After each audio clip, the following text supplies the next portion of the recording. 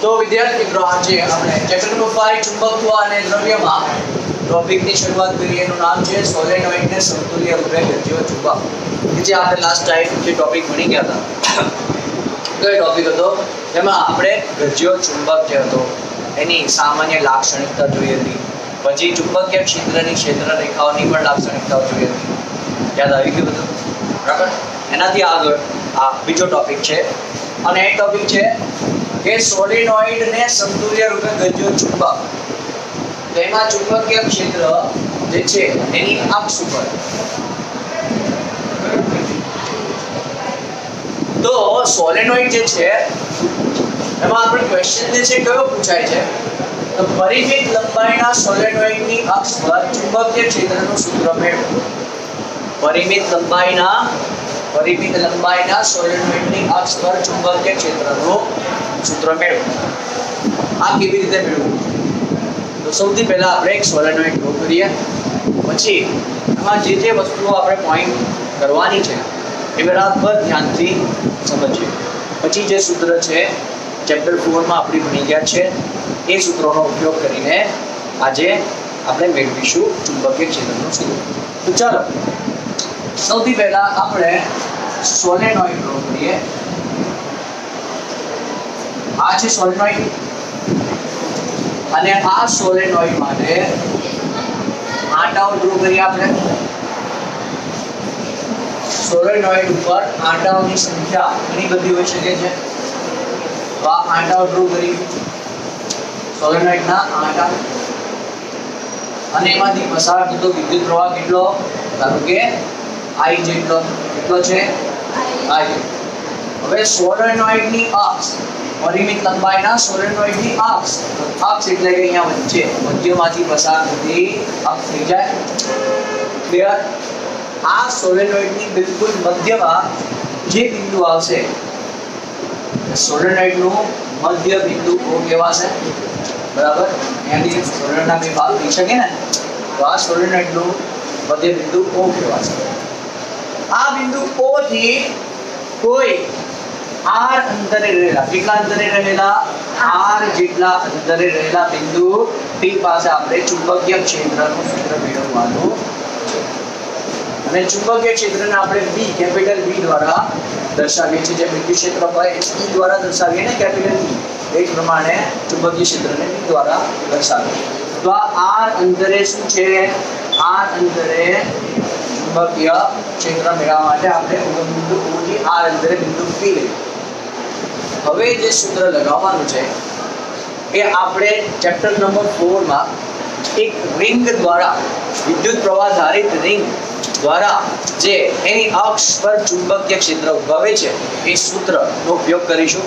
એના માટે અહીંયા આપણે એક રિંગ સ્વરૂપે આ સોલેનોઇડમાં ઘણી બધી રિંગ હોય તો આપણે શું કરીએ એક નાની રિંગ ધારી લઈએ. એની આપણે જાડાઈ કેટલી બતાવીએ તો dx જેટલી જાડાઈ બતાવી દઈએ. અને સોલેનોઇડનો એક જ ભાગ dx જાડાઈનો ખંડ બતાવું છું. જુઓ આ છે dx જાડાઈનો ખંડ. એ સોલેનોઇડનો એક ભાગ છે કે જે ઉગમ બિંદુથી કેટલો દૂર છે? x અંતરે છે. કેટલા અંતરે છે? x. આ dx જાડાઈના ખંડથી P બિંદુ વચ્ચેનું આપણે અંતર મેળવવાનું છે. અને આપણે કેપિટલ આપીએ. શું કહીએ? કેપિટલ. આ બરાબર સમજશો. હવે આ dx જાડાઈના ખંડથી P નું અંતર ધારો કે કેટલું છે? તો આ ટોટલ r છે ને એમાંથી કેટલો ભાગ કાપી લો? x છે. તો r માઈનસ x થઈ જશે. કેટલું થઈ જશે? આ dx ખંડ વડે dx ખંડથી P બિંદુ વચ્ચેનું અંતર r માઈનસ x થઈ જશે. ક્લિયર? હવે આ r માઈનસ x છે. હવે આ અંતર પર જોઈએ તો આ અંતર કેટલું થશે?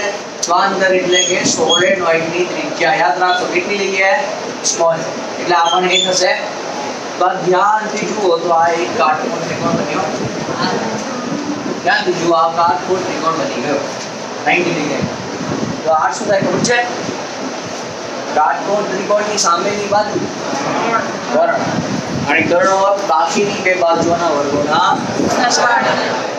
તો જ્યારે તમે પોઈન્ટ્સ લખો ને તો આ બધાનો ઉલ્લેખ કરવાનો. સૌથી પહેલા શેનો ઉલ્લેખ કરશો કે ભાઈ સોલેનોઇડ છે કે જેની લંબાઈ કેટલી છે, જેની લંબાઈ પણ લઈ લઈએ 2l જેટલી, એટલે l + l કેટલી થઈ જશે, l અડધા ભાગ કરીએ ને બે ભાગ થઈ ગયો તો 2l લંબાઈનો આ સોલેનોઇડ છે કે જેમાં આંટાઓની સંખ્યા આપણે કેટલી લઈએ n. n શું છે, કુલ આંટા. સોલેનોઇડમાં શું હોય, આંટા હોય ને એની સંખ્યા કેપિટલ n, અને આ n આંટાઓમાં કેટલી લંબાઈ આવશે 2l. તો એમાં એકમ લંબાઈ દીઠ આંટાઓની સંખ્યા સ્મોલ n લેવામાં આવે છે. જો કેપિટલ n શું દર્શાવે છે, કુલ આંટા. જ્યારે સ્મોલ n આવશે એ એકમ લંબાઈ દીઠ આંટાઓની સંખ્યા એટલે કે સંખ્યા ઘનતા દર્શાવે છે. એના સ્પેશિયલ અહીંયા નિરૂપણ કરું છું તમને સમજાવવા માટે. સ્મોલ n શું છે તો યાદ રાખજો, એકમ લંબાઈ દીઠ આંટાઓની સંખ્યા. તો એકમ લંબાઈ એટલે કેટલી લંબાઈ છે 2l, કુલ લંબાઈ આંટાઓની સંખ્યા કેટલી n, બરાબર. તો આ પોઈન્ટ યાદ રાખજો, આનો ઉપયોગ કરીશું. સ્મોલ n શું દર્શાવે છે, સંખ્યા ઘનતા. સંખ્યા ઘનતા સ્વરૂપે લેવામાં આવે કે જેમાં એકમ લંબાઈ દીઠ આંટાઓ, એકમ લંબાઈમાં કેટલા આંટાઓ છે, એકમ લંબાઈ એટલે કે 2l લંબાઈ કુલ છે, એ એકમ લંબાઈ દીઠ આંટાઓની સંખ્યા, બરાબર. એ આપણે આ સૂક્ષ્મ નાના ખંડ માટે પણ લઈશું, પણ એના માટે લંબાઈ કેટલી થઈ જશે, dx છે સૂક્ષ્મ, તેમાં સૂક્ષ્મ આંટાઓ dn આવશે, બરાબર. d કેપિટલ n આવી શકે છે, પણ એને આપણે n ડેશ કહીશું. એનો ઉપયોગ કરવાનો છે. તો આ ક્લિયર થઈ ગઈ આકૃતિ. ઓકે, ક્લિયર થઈ ગઈ. એટલે પેલું બારી બંધ કરી દે, અહીંયા દેખાય બંને બારી બંધ. ઓકે, દેખાય છે, ક્લિયર દેખાય છે ને. ચલો, તો આ જે આંટાઓ છે એ આ x અંતર જે છે એ dx જે છે શું છે ખબર પડી ગઈ. સ્મોલ r ક્યાંથી છે જોઈ લીધું, o થી p નું અંતર છે. સ્મોલ x શું છે, o થી આ dx ભાગનું અંતર છે, અને r - x શું છે તો dx જે ભાગ લીધું છે આપણે સોલેનોઇડના dx ખંડનું, ત્યાંથી લઈને p નું અંતર. જ્યારે કેપિટલ R શું છે, dx ખંડનું જે કર્ણની જે અંતર પ્રમાણે લઈએ ને, જે વક્ર ભાગ જે કહેવાય રિંગ, બરાબર, ત્યાંથી p બિંદુ વચ્ચેનું અંતર, જે આપણે સૂત્રમાં એનો ઉપયોગ કરવાનો છે, બરાબર. હવે ડાયરેક્ટ લખીએ કે અહીં સોલેનોઇડ માટે, કોના માટે,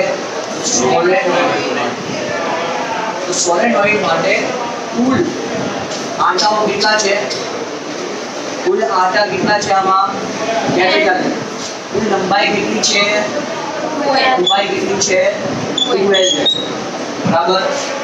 ઓકે, અને વિદ્યુત પ્રવાહ કેટલો એમાંથી પસાર થાય છે, વિદ્યુત પ્રવાહ બરાબર કેપિટલ I જેટલો પસાર થાય છે. ક્લિયર. હવે આગળ વધીએ તો જે ચુંબકીય ક્ષેત્ર મેળવવા જઈ રહ્યા છે એના માટે આપણે dx થી p વચ્ચેનું અંતર મેળવીશું અને ત્યાં dp નું સૂત્ર વાપરીશું. ચુંબકીય ક્ષેત્રનું સૂક્ષ્મ ખંડ દ્વારા ઉદ્ભવતું ચુંબકીય ક્ષેત્ર બિંદુ p પાસે કેવી રીતે મેળવીએ તેના માટે હું જે સૂત્ર લખું છું ધ્યાન રાખજો. તો આ પોઈન્ટ જોઈ લીધો. હવે હું એને ઇરેઝ કરીશ. ઓકે, કારણ કે આપણે લેક્ચરમાં જોડી જશે યુટ્યુબમાં. ઠીક છે, ચાલો. 2l લંબાઈ જરૂર હશે એટલે યાદ રાખવાનું લખી નાખ્યું. હવે નેક્સ્ટ dx લંબાઈના કણ વડે p બિંદુ પાસે ચુંબકીય ક્ષેત્રનું સૂત્ર લખીએ. dB બરાબર શું લઈએ ને, dB બરાબર mu0 ni² mu0 ni²/2r³. Chapter number 4 માં આ સૂત્ર આવતું હતું, યાદ છે ને.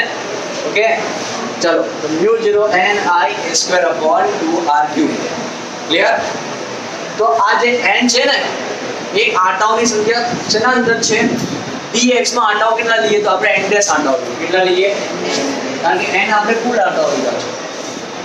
કેપિટલ R ક્યુબ ક્યાં છે, તો આપણી પાસે ફક્ત R છે, કેટલું છે ત્યારે ખબર નથી. તો કહી દઉં કે જે R છે ને એ આવી રીતે મળશે.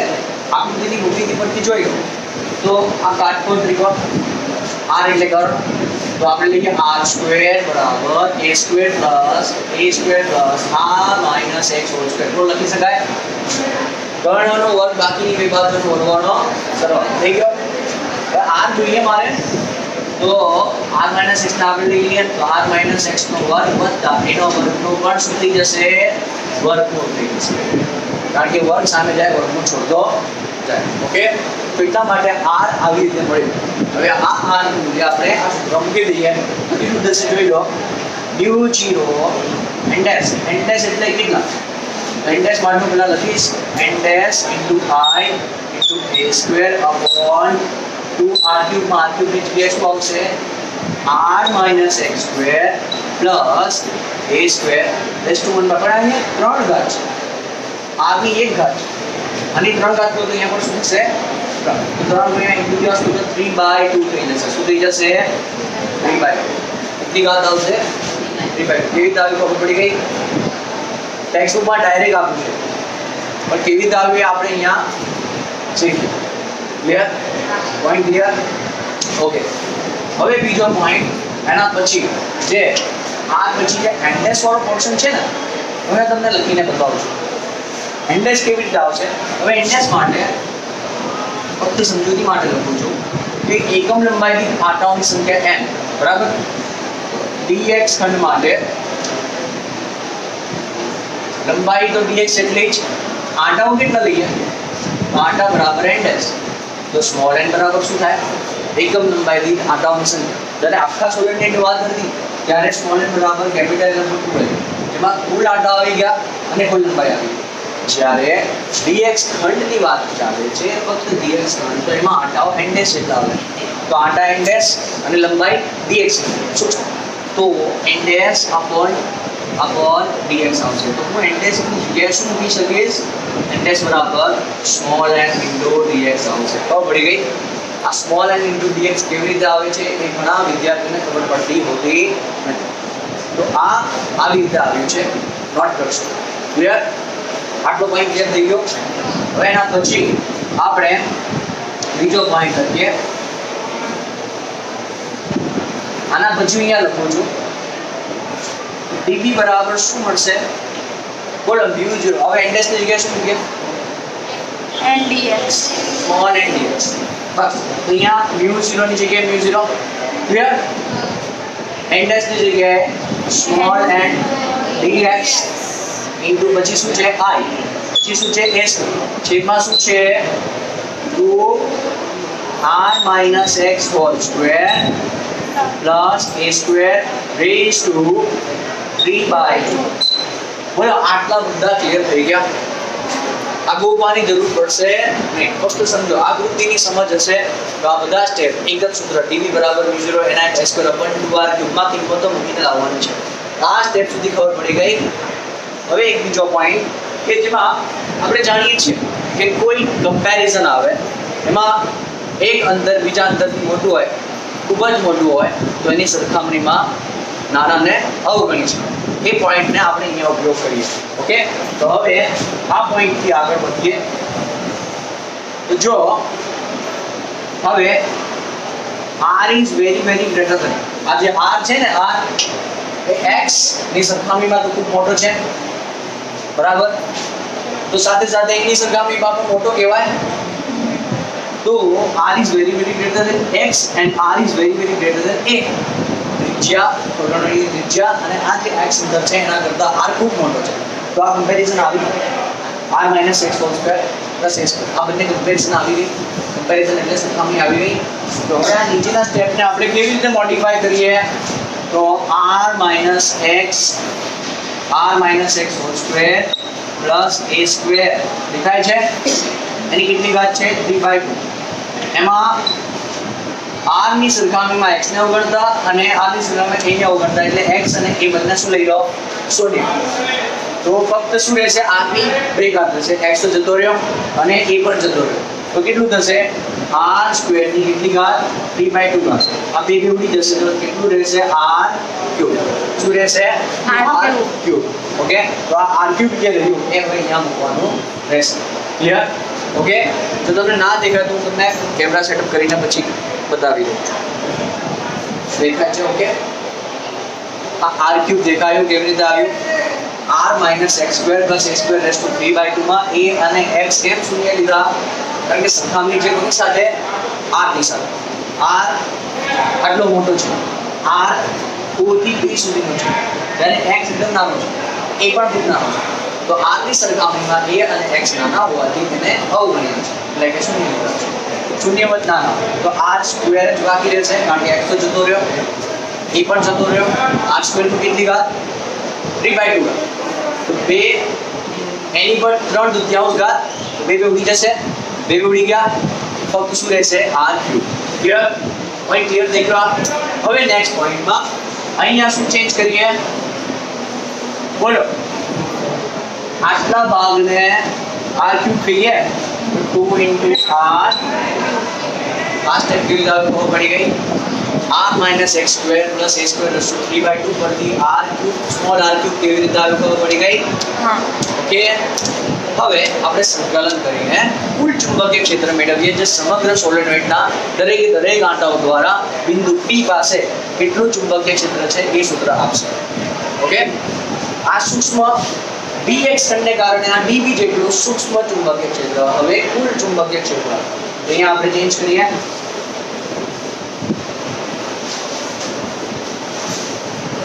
તો ચાલો હવે સમગ્ર સોલેનોઇડ શું લખવાનું? સમગ્ર સોલેનોઇડ વડે ઉદ્ભવતું કુલ ચુંબકીય ક્ષેત્ર, ચુંબકીય ક્ષેત્ર ક્યાં? બિંદુ P પાસે. શેના ઉપર? અક્ષ ઉપર. ઓકે. તો B બરાબર શું થશે? ઇન્ટિગ્રેશન dv, એટલે કે સંકલન કરતા ક્યાંથી ક્યાં સુધી? ઉગમ બિંદુ O થી ક્યાં? એક ડાબી બાજુ માઈનસ l લઈ લઈએ અને જમણી બાજુ પ્લસ l. દિશા સ્વરૂપે લઈએ તો ડાબી બાજુ માઈનસ l લઈએ અને જમણી બાજુને પ્લસ l. તો માઈનસ l થી પ્લસ l સુધી અહીંયા સંકલનની લિમિટ આપી દો તો સમગ્ર સોલેનોઇડની લંબાઈ આવી જશે. સમગ્ર સોલેનોઇડના dv જેવા અલગ અલગ બે જેટલા ખંડો વડે કુલ dv કરીને બધાનું સરવાળો થઈ જશે તો કુલ ચુંબકીય ક્ષેત્ર મળશે. આમાં શું કરો? તો ઇન્ટિગ્રેશનમાં આપણે μ0 ત્યારે લખ્યું ને, એ μ0 n I s स्क्वायर अचरांक को बाहर रखो, डिवाइड बाय 2 r3 बाहर रखो, तो संकलનમાં કોણ જશે? ફક્ત dx જશે. શું જશે? dx. કારણ કે લંબાઈ ઉપર છે, સંકલન શેના ઉપર છે? કોની સાપેક્ષે છે? x ની સાપેક્ષે. અહીંયા અંતર છે. ઓકે. તો લંબાઈ ઉપર હોવાથી માઈનસ l થી પ્લસ l સુધી આ સંકલન આવી રીતે દર્શાવી શકાય. બધા અચળાંકો બહાર આવી ગયા. μ0 n I s square upon 2r3. હવે dx નું સંકલન શું થાય? ઇન્ટિગ્રેશન dx નું શું થઈ જશે? ફક્ત x થી x. ઓકે. અહીંયા લખું છું. જોઈ લો. માટે b બરાબર આ μ0 n I s square upon 2r3. આનું આવ જ રહેશે. μ0 n I a square upon 2r3 base it is રહેશે. હવે આનું શું થઈ જશે? dx નું ફક્ત x. ક્યાંથી ક્યાં સુધી? માઈનસ l થી પ્લસ l. ક્લિયર? પછી એના પછીનો સ્ટેપ શું આવશે? લિમિટ ઇન્ટ્રોડ્યુસ કરીએ. પહેલા પ્લસ l આવશે, પછી માઈનસ l. માઈનસ શું થઈ જશે? પ્લસ. કારણ કે નીચે માઈનસ છે અને પહેલા સંકલનમાં લિમિટમાં વચ્ચે શું આવે છે? માઈનસ. તો μ0 n I s square upon 2r3 પહેલા પ્લસ l, પછી માઈનસ પ્લસ માઈનસ l. તો માઈનસ શું થઈ જશે? પ્લસ. તો ફાઇનલી તમને શું દેખાશે? અહીંયા સ્ટેપ લખું. b બરાબર μ0 n I s square upon 2r3 into 2l બાકી રહેશે. શું રહેશે? 2l બાકી રહે. હવે આ 2l છે એને આપણે પ્રોગ્રેસ કરીને અહીંયા કુલ આંટા લખવા છે તો આનો ઉપયોગ કરીએ. અહીંયાથી n ને લાવવું છે તો સ્મોલ n ઇન્ટુ 2l લખાય. એટલા માટે કેપિટલ n લાવવા માટે આપણે સ્મોલ n ને 2l પાસે લઈ જઈએ. બરાબર? અથવા તો n ની પાસે 2l લઈ આવીએ. તો જુઓ μ0 n ઇન્ટુ 2l ગોઠવણી કરી દીધી. હવે I પછી a² અપોન 2r³ બરાબર. આમ તો આ સૂત્ર આવી જ ગયું છે, પણ હવે એનું આપણે ગોઠવણી કરીને સાદું રૂપ આપ્યું બરાબર. તો એના પછી શું, આની જગ્યાએ શું આવશે બોલો વિદ્યાર્થી મિત્રો, n × 2h એની જગ્યાએ શું આવશે કેપિટલ N. અહીંયા જુઓ d બરાબર μ0 કેપિટલ N આવી ગયો, કુલ આંટાનો સંદર્ભનો સમાવેશ થઈ ગયો. હવે i ની જગ્યાએ i મારે અહીંયા પાઈ a² જોઈએ, કારણ કે એરિયા કેટલો છે આનો, એટલે કે આટલા ભાગનો એરિયા કેટલો થઈ જશે, પાઈ a² થઈ જશે. સોલિનોઇડનો આછેદનો ક્ષેત્રફળ લાવવો છે, પાઈ જોઈશે મારે પાઈ વડે ગુણવા અને ભાગ્યું, તો સાથે પાઈ વડે ગુણ્યું અને છેદમાં ભાગ્યું તો 2πr³ દેખાશે. હવે વળી પાઈ વડે ગુણ્યું અને ભાગ્યું અને કેપિટલ N બરાબર શું લખ્યું, સ્મોલ n × 2h એની જગ્યાએ કેપિટલ N લખી દીધું. હવે નેક્સ્ટ હવે ni આ પાઈ a² ની જગ્યાએ કેપિટલ આવશે, શું આવશે કેપિટલ. તો બરાબર ની જગ્યાએ બરાબર μ0 ni capital A upon 2πr³ શું આવ્યું 2πr³ બરાબર. આ સૂત્ર પણ તમારે દાખલામાં કામ આવે છે એવું છે. બીજું જે m વાળો પોર્શન છે, જેમાં આપણે ડાયપોલ મોમેન્ટ, ચુંબકીય ડાયપોલ મોમેન્ટ m લઈએ તો m બરાબર ni આવે છે બરાબર. સોલેનોઇડની ડાયપોલ મોમેન્ટ લઈએ તો આંટાઓની સંખ્યા ગુણ્યા વિદ્યુત પ્રવાહ ગુણ્યા આડછેદનો જે ક્ષેત્રફળ હોય છે ને કેપિટલ A, તો m બરાબર ni અહીંયા સૂત્ર યાદ છે બધાને, એનો ઉપયોગ કરીએ તો ni ની જગ્યાએ શું આવી જશે m બરાબર. અને એને 2 વડે ગુણીએ ભાગીએ તો જે ફોર્મેટ છે આવી જશે μ0 અપોન 4πr³ × 2n, કે જ્યાં m બરાબર શું લીધું ni, જે સોલેનોઇડ માટે ડાયપોલ મોમેન્ટ, ચુંબકીય ડાયપોલ મોમેન્ટ m બરાબર ni છે એટલા માટે લખ્યું. અને 2 વડે ગુણ્યું અને ભાગ્યું તો 2πr³ શું થઈ ગયું 4πr. તો આ જે સૂત્ર છે એ ગતિયા ચુંબકનું સૂત્ર અને સોલેનોઇડ બંને માટે સરખું છે, જે સામ્યતા દર્શાવે છે. માટે આ ટોપિકમાંથી આ ક્વેશ્ચન પૂછાય છે, પરિમિત લંબાઈના સોલેનોઇડની અક્ષ પર ચુંબકીય ક્ષેત્રનું સૂત્ર મેળવો. આવી રીતે મેળવવામાં આવે છે દરેકે દરેક સ્ટેપ.